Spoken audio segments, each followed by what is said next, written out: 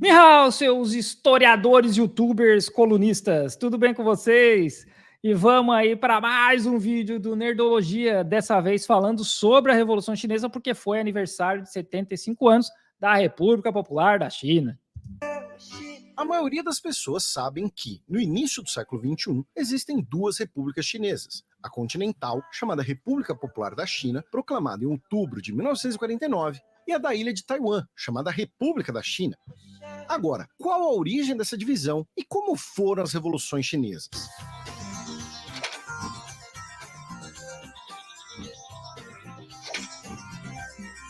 Sejam bem-vindos ao Nerdologia de História. Meu nome é Felipe Figueiredo, formado em História, colunista, podcaster, youtuber e professor. Você sabe que eu não sei hoje se ainda tem isso, né? Mas no começo, quando ele falava esse colunista, é muito rápido, a galera achava que ele falava comunista. Entenda mais sobre a história da China nesse Nerdologia sobre as revoluções e a Guerra Civil Chinesa. No final do século XIX e início do século XX, a China vivia uma profunda crise por décadas. Governada pela monarquia Qing, a China foi derrotada por potências estrangeiras, como nas guerras do Ópio e na Primeira Guerra Sino-Japonesa. Essas derrotas significaram a perda de territórios e a imposição dos tratados desiguais. Essa imagem que a gente está colocando, que ele colocou aí, dos países europeus dividindo um bolo, isso é semelhante ao que eles fizeram com a África, porque a ideia deles, né, era dividir o grande bolo africano, que é assim que eles chamavam. E eles estavam fazendo a mesma coisa com a China. Isso depois, né? Aqui a gente vê a Inglaterra, vê o Japão, vê a França, vê a Rússia. Pelos rivais, em que obtiveram privilégios sem contrapartidas aos chineses. A monarquia e sua legitimação ideológica foram questionadas e enfraquecidas por diversas revoltas, como a rebelião Taiping. Os movimentos pela modernização do país eram enfraquecidos por intrigas internas e disputas aristocráticas. Tinha uma ala da família imperial que queria aprender com os estrangeiros, queria entender, né, ensinar inglês nas escolas, porque eles vinham perdendo, apanhando até pelo céu da boca, e tinha muita gente ali que entendia o que? A gente tem que aprender com eles, porque eles têm coisas importantes para ensinar, tem tecnologia, etc, etc. E tinha a parte conservadora da família imperial, que ainda via a China como o centro do mundo, como todo estrangeiro quer ser chinês, esses bárbaros não tem nada para ensinar para a gente, e foi essa ala que ganhou. E aí a gente vê justamente o contrário no Japão. O Japão foi forçado a abrir, né, para os Estados Unidos e depois outros países estrangeiros, só que os japoneses enxergaram desde cedo que eles tinham muita coisa para aprender com os estrangeiros. E foi assim que eles se industrializaram muito rápido, aprenderam muita coisa e saíram invadindo tudo depois. No campo, além da grande concentração da propriedade de terras pelo senhorio, dona da maior parte das terras férteis, a China possuía diversas características similares ao conceito europeu de feudalismo, com tomada de grande parte da produção dos camponeses pobres e serviços obrigados sem remuneração, como servidão doméstica aos senhores, com os senhores locais possuindo muito poder, inclusive o direito de organizar exércitos particulares e movidos por suas próprias agendas. Questões étnicas também dividiam o país. Principalmente, a economia chinesa era marcada pelo atraso da industrialização em comparação com outros países, como o Japão, e por muita pobreza, especialmente fora das grandes cidades. Todo esse sistema, além de causar sentimentos de injustiça e problemas sociais, também é extremamente ineficiente em uma perspectiva econômica, com um longo histórico de fomes na China que deixavam milhões de mortos devido à alta densidade populacional chinesa. Nesse contexto. Mas os mortos não foram necessariamente pela alta densidade populacional, mas por todo o processo de empobrecimento das guerras do Ópio, Revolução Taiping, as revoluções muçulmanas, revolta dos Boxers. Foi todo um processo de dilapidação da economia chinesa, né, que traz ali a economia da China como a maior do mundo para a nona mais pobre quando começa a República Popular da China. Surgem movimentos que buscam não a reforma da monarquia, mas o seu fim, e a criação de uma China republicana, centralizada e desenvolvida, com maior participação da sociedade, abolindo os costumes monárquicos e as explorações feudais. A maioria desses movimentos era formada e articulada por intelectuais urbanos, jovens oficiais militares e chineses com instruções no exterior. Um deles era Sun Yat-sen, filho de um alfaiate que estudou. O nome dele, sinceramente, eu não sei porque que é Sun Yat-sen fora da China, mas aqui é San Zhongshan. Zhongshan é a cidade de onde ele veio, que é aqui, nessa direção aqui. Inclusive, em chinês ali, estava escrito San Zhongshan. Uma escola inglesa no Reino do Havaí, custeado pelo seu irmão, que migrou anos antes para o arquipélago. Depois, ele estudou medicina em Hong Kong, onde criou seu primeiro grupo de estudos revolucionários, chamado de Quatro Bandidos. Em 1905, sob a liderança de Sun Yat-sen, 3 desses movimentos se uniram em um grupo chamado Tongmenghui, fundado de forma clandestina em Tóquio. O grupo tinha diversas facções, desde anarquistas até conservadores, unidos em torno das ideias de criar uma China republicana. Dentre os mais extremistas estavam os que queriam exterminar a etnia Manchu, que compunha a maior parte da aristocracia Tsing. Mesmo... porque era a etnia da família imperial, né? Era o pessoal que veio da Manchúria, lá do norte. Com o fato da etnia Han ser a majoritária da população em geral. Em 10 de outubro de 1911, tropas do exército leais aos revolucionários se amotinaram, iniciando um levante generalizado, especialmente da juventude. Rapidamente, a monarquia perdeu o controle do país e foi formada uma Assembleia Nacional que proclamou uma república com Sun Yat-sen como presidente e capital em Nanquim.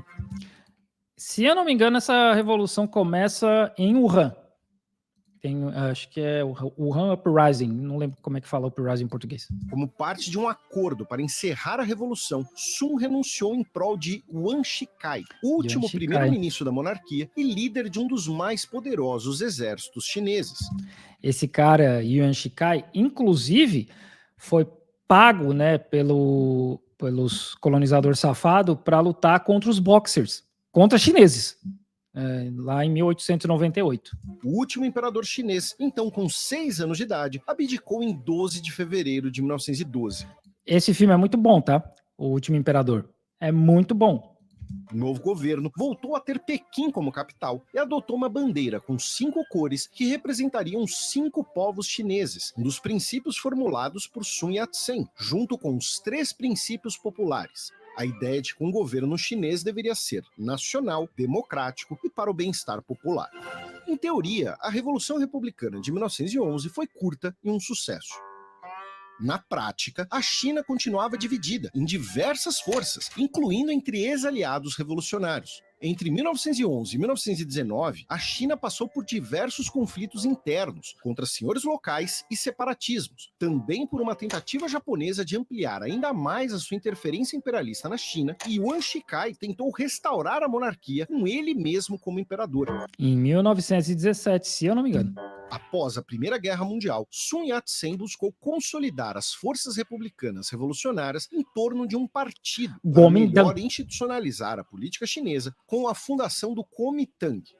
Em 1921, inspirados pela Revolução Bolchevique na Rússia, militantes chineses fundaram o Partido Comunista da China, que... Esse prédio é lá em Shanghai, que fica na parte da concessão francesa.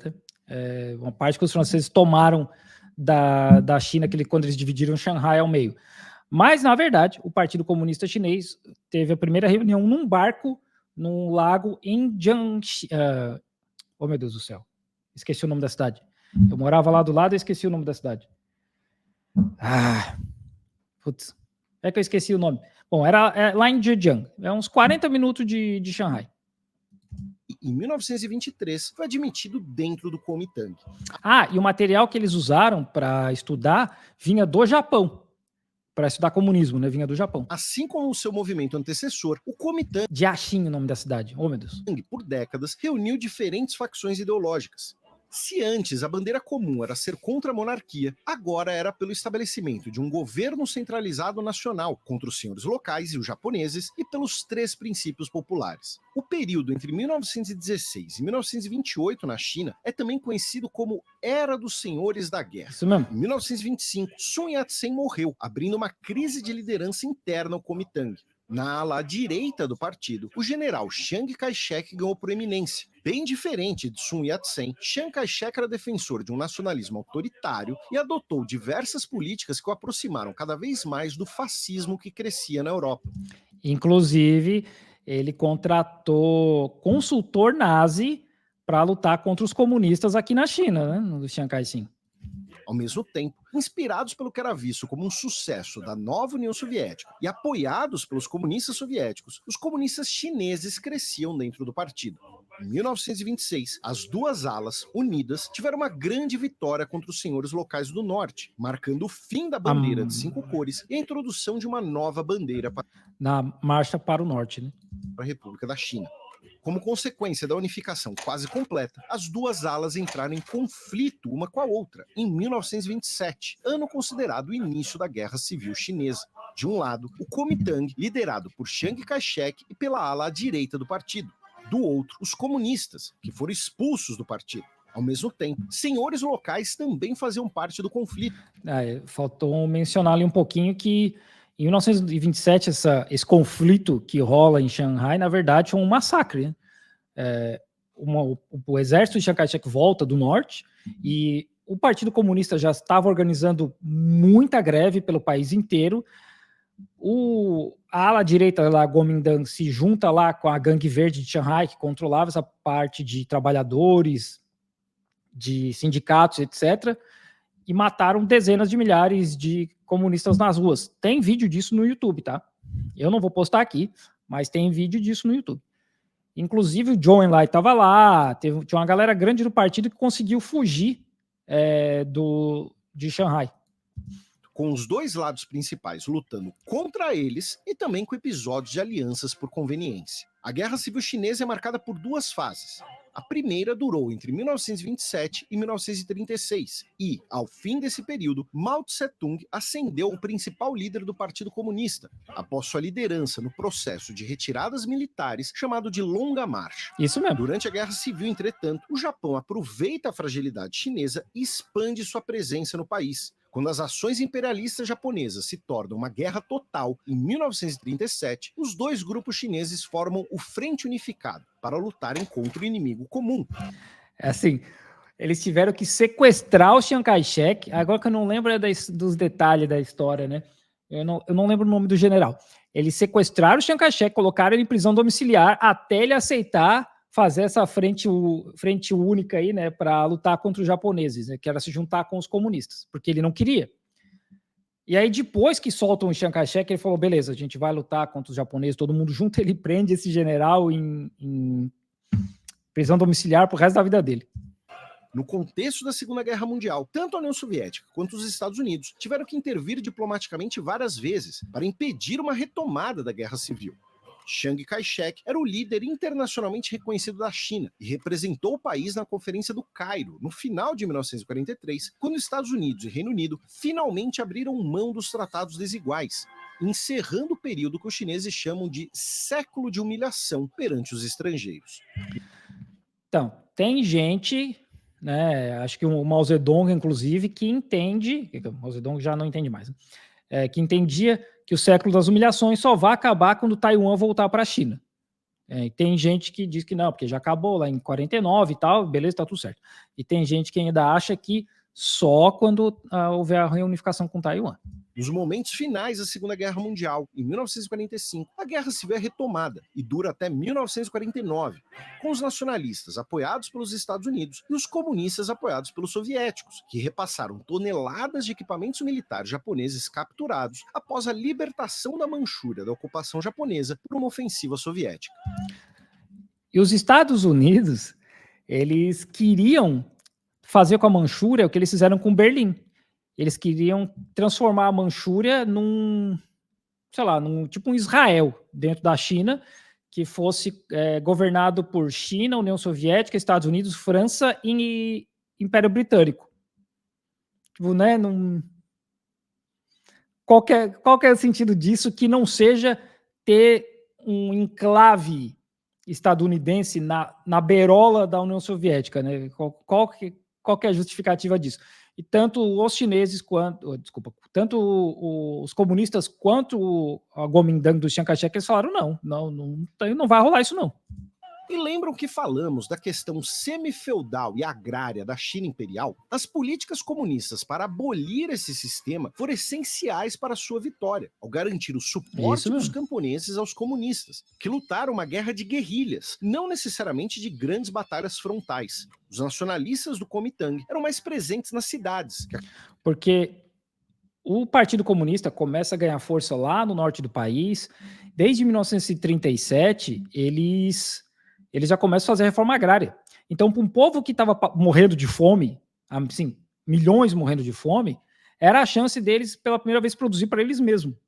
Então, isso deu muita força para o Partido Comunista na área rural. Acabaram cercadas e derrotadas pelas forças comunistas.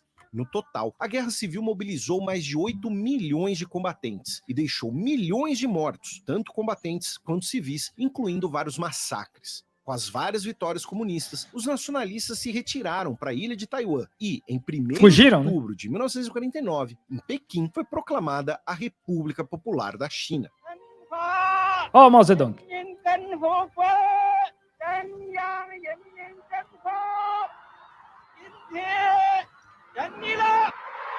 Nas duas repúblicas chinesas, Sun Yat-sen é considerado até hoje o fundador da pátria chinesa moderna. Isso é verdade. Já falamos de história chinesa aqui em outros vídeos, incluindo nerdologia sobre a existência das duas Chinas. E não só aqui, né? Lá no Vietnã também tem tem estátuas do Sun Yat-sen, acho que é universidade, por toda essa carga revolucionária que ele trouxe não só para cá, né? Porque todos esses países aqui eram colônia, ou estavam sob algum domínio colonial de alguma potência estrangeira, né? Era isso? Acabou? Porque esse vídeo é um recorte. Claro que, infelizmente, muita coisa interessante ficou de fora e fontes e sugestões estão aqui na descrição. É isso aí, né? Eu fiz um vídeo explicando sobre o que aconteceu na China de 49 até aqui. Eu ainda tenho que fazer um vídeo aí, mas esse vai ter que ser um vídeo mais caprichado, vai levar mais um tempo sobre a Revolução, essa de 1949, a Guerra Civil e tal. E eu tenho que fazer um vídeo sobre a Revolução Taiping. Da Revolução Taiping, o texto está pronto, inclusive. Eu tenho que só dar uma polida ali, né? Dar uma ajeitada, confirmar uns negócios ali, mas já está pronto. Mas vai rolar. E tá aí, República Popular da China.